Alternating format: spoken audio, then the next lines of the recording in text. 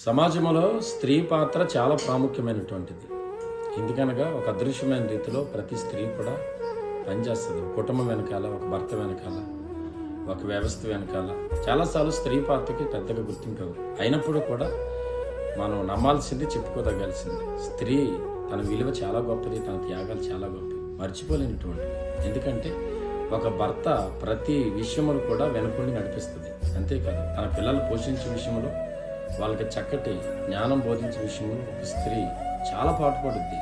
కానీ సమాజానికి చాలాసార్లు అర్థం కాదు.